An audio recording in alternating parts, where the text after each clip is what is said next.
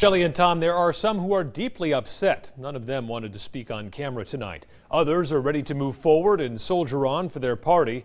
Those who supported Trump are feeling vindicated and telling the skeptics not to worry so much. When Scott Brown endorsed Donald Trump a week before the First-in-the-Nation primary, there were still nearly a dozen GOP candidates to choose from.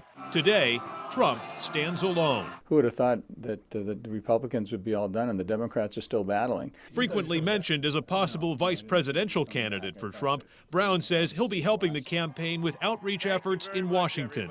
But he expects the triumphant Trump to continue being himself. He's not politically correct. He's been doing this for 9 months. He's learning and growing. And have I told him, hey, stop tweeting, stop doing? Yeah, of course I have, and so have others. You know, be more presidential. Yeah, I and his family have said that. But he's going to be who he's going to be, and that's what's gotten him to this point. So who are we to correct him? Others in the GOP establishment appear to be falling in line. Former Congressman Charlie Bass says reports of the death of the Republican Party are premature. One can criticize Donald Trump for all sorts of different things that he said or may have done. But the fact is he's fearless. He's fearless in the face of political challenges. He's fearless in the face of possibly losing.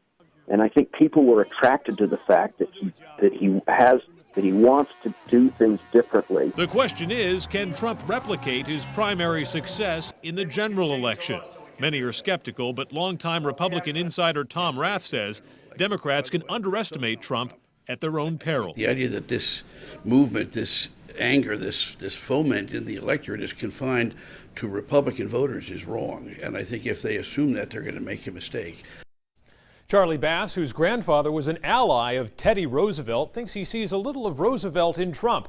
While Bass says he rejects a number of things Trump has said about minorities and women, he thinks the presumptive Republican nominee will contrast well with Hillary Clinton in November. Adam Sexton, WMUR News 9.